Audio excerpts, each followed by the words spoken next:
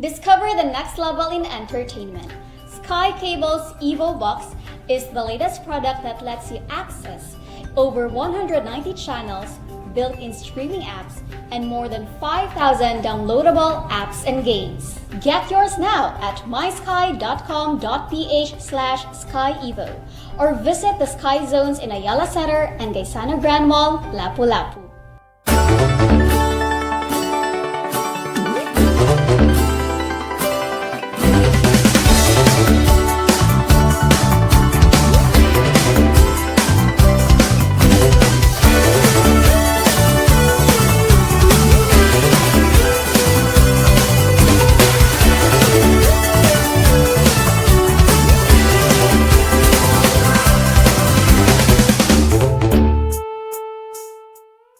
Hi there, welcome to Power Women. I'm Jobert Ocal. Thank you so much for joining us. Today we speak with Attorney Annabel Pulvera-Page. She sits in the board of the Mactan-Cebu International Airport and also sits management representative of the Oriental Port and Allied Services Corporation. Attorney, thank you so much for joining us and happy International Women's Month to you.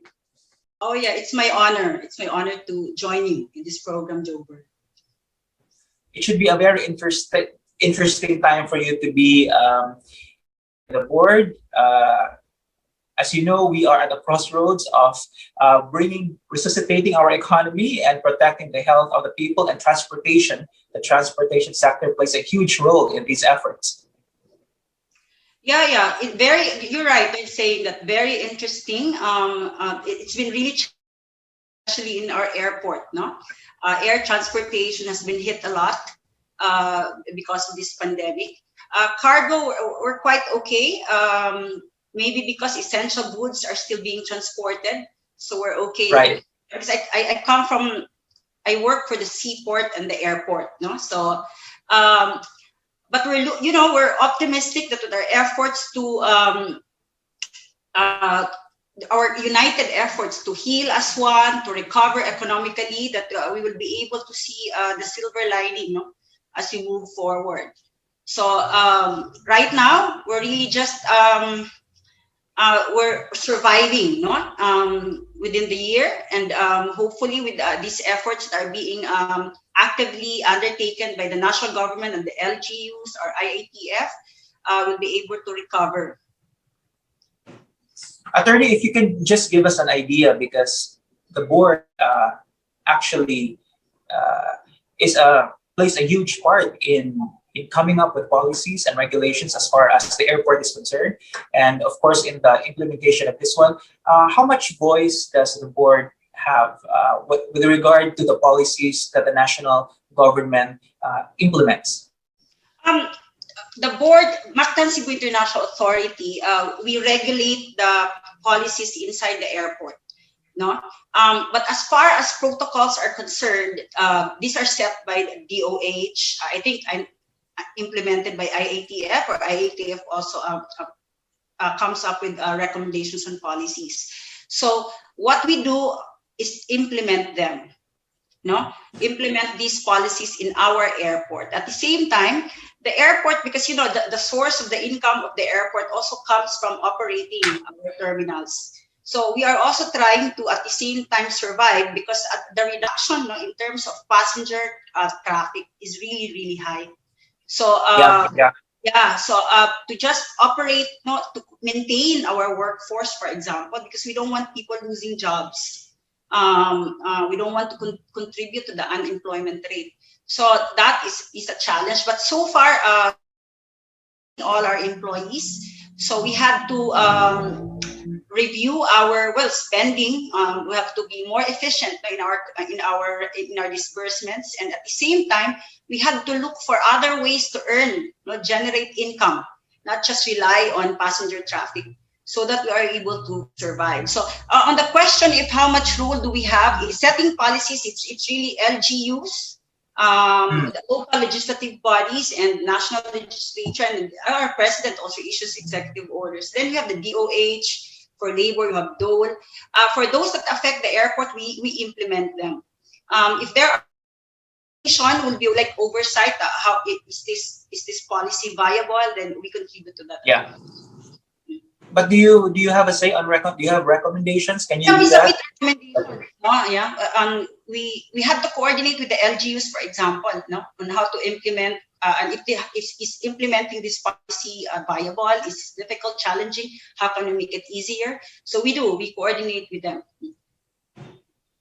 As far as the ports are concerned, attorney, by the way, the OPASCOR, you provide services to Provide vessels our at the campaign. Cebu International Port. Yeah, you're right. Yeah, Um, but cargo has been. Go ahead, please. Yeah. yeah, your question. Sorry. Yeah. How is it so far? How is it so far? Because as you mentioned earlier, cargo has been coming in and going out, even as we went on lockdown, because the delivery of basic services has to continue even during lockdown. Yeah, we're actually there's definitely an effect.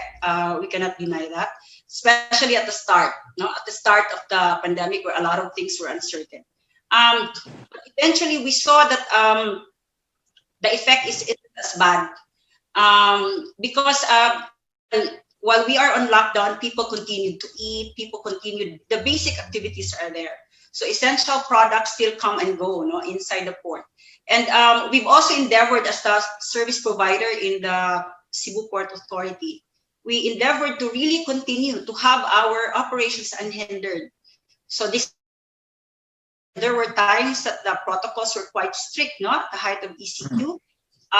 We still 100% operation. It was a bit hard, but we knew that more than us surviving, no, more than our company surviving the pandemic, we wanted to be of service to the whole community, because the goods are there in the port. If we close, what will we do, right?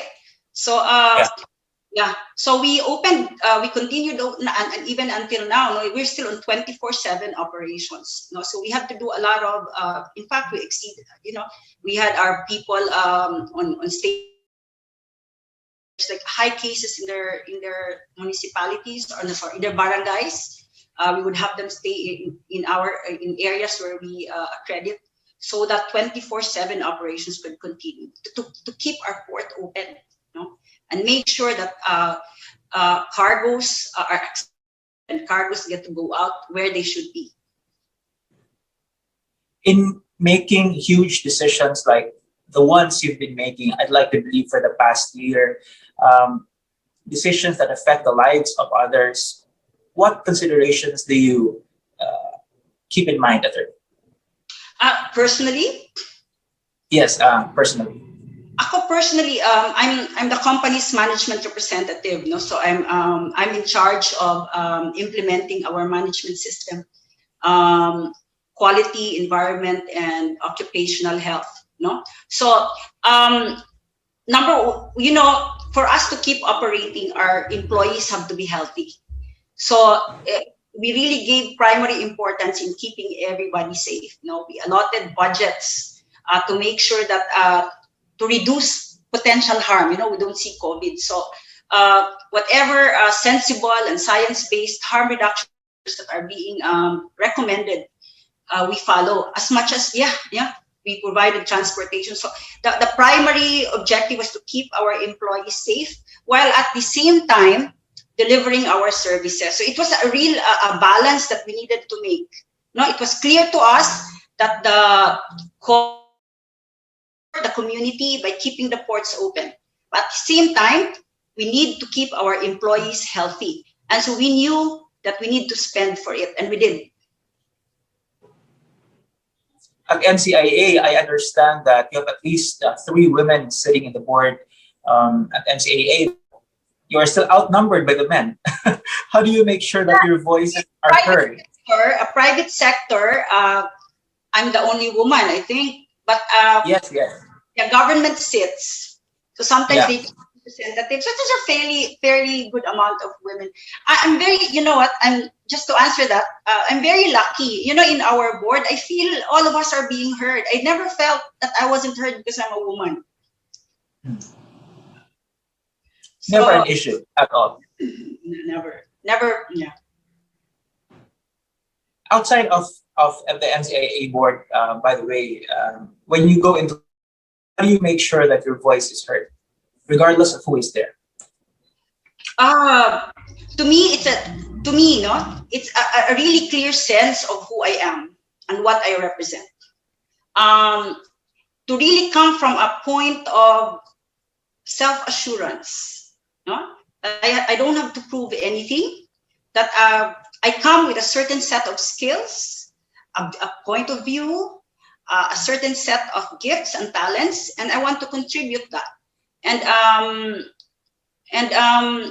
when that happens, I think so far people have been appreciating it, to be heard, because when it comes from a point of sincerity, of clarity, we can be easy. Hearing, I think, so far has not been an issue. Being heard. Because you are also, aside from a leader, you are also a lawyer, and as we all know, the legal profession is a very competitive one. Yes, no, and I love the competition. And in the lawyering profession, it used to be filled with a lot of men, but that's no longer the case. No, we have women. Yeah.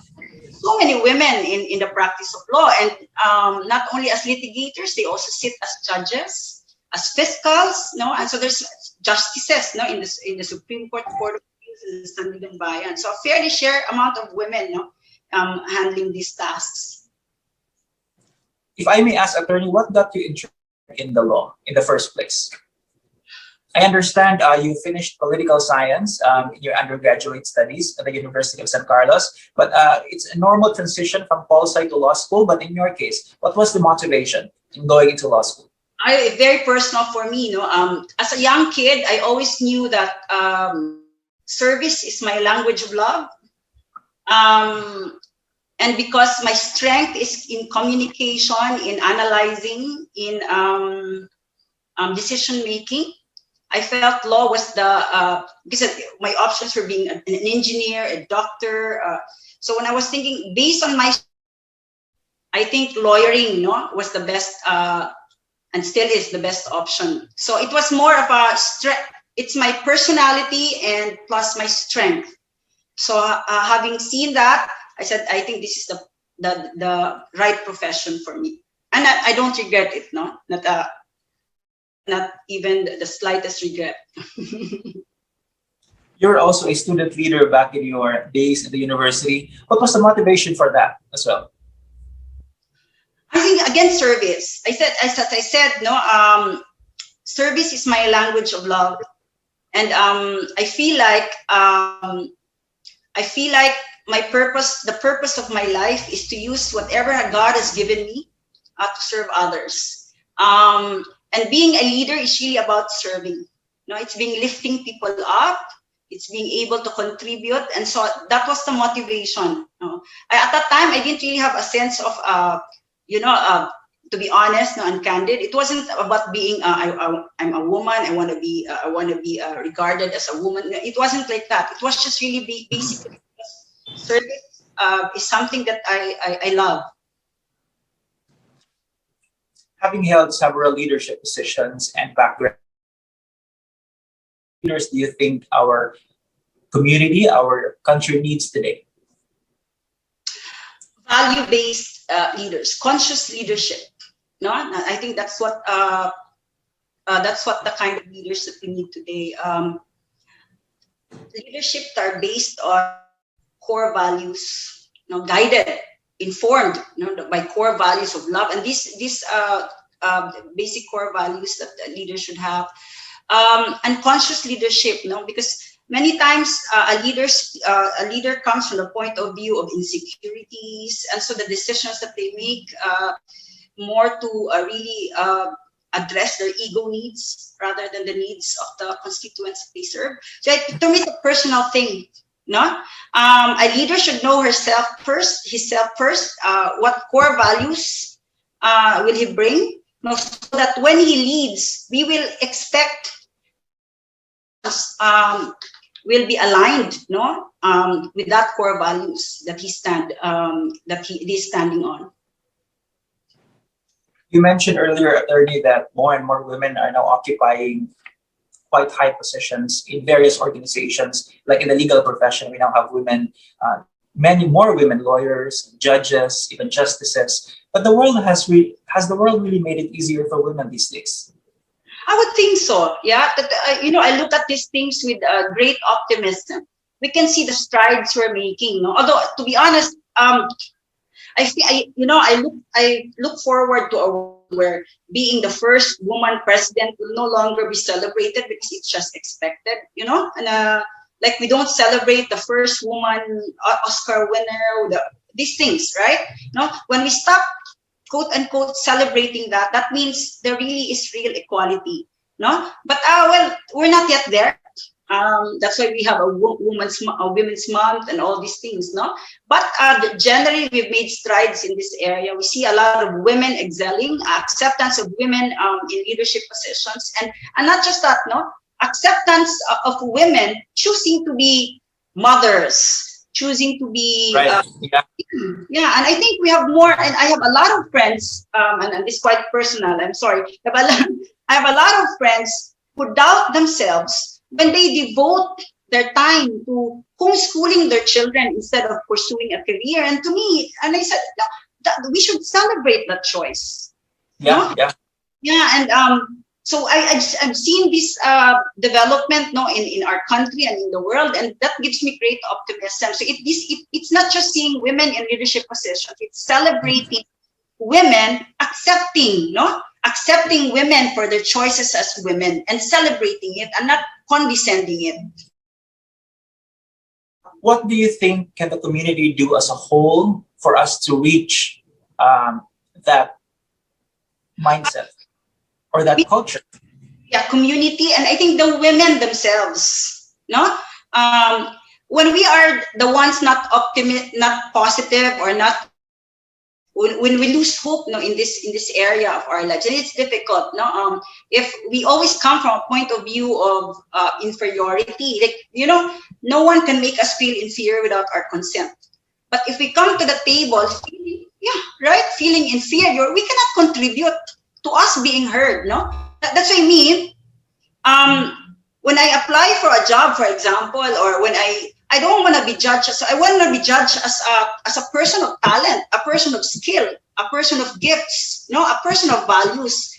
My gender should only come when gender is germane, to the decision making. But when it is, I don't like to be judged less because I'm a woman, or judged more, fair, So I think first attitude, it should come from women, us, to know our sense of worth, no matter what, and to be confident, in our choices as men, So I think that it should come from that, because when we women sit in policy making bodies, when we sit even in our barangay councils, when we get to contribute, if it comes from a real sense of self, then we get to shape community.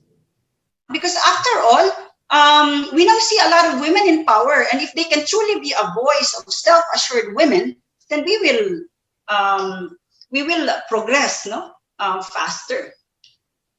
Speaking I hope I make sense. Yeah, definitely. I agree. Speaking of knowing one's self-worth, they say that when you invest in women, you invest in the community and the world. Your thoughts on this, Atty?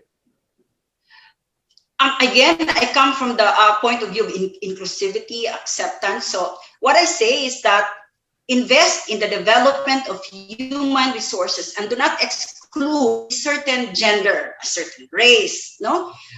Everyone should have a fair chance of improving their lot in life, including women. So what I'm saying is that don't exclude us just because we're women. Everyone should be given the same to be better versions of themselves. Jobert. What's your message to those younger women who are still finding their way in the world? Again, I go back to that statement which I said earlier. No one can make us feel inferior without our consent. And so I think it's very crucial for any woman or any person, for that matter, to truly develop a deep sense of self, no? To, I don't know how young or how old we should start really understanding what are our core values. Then it will be, you know, we don't attract what we want, we attract who we are. I really believe in that. So, so when we have a true sense of self, we know what success looks like, no?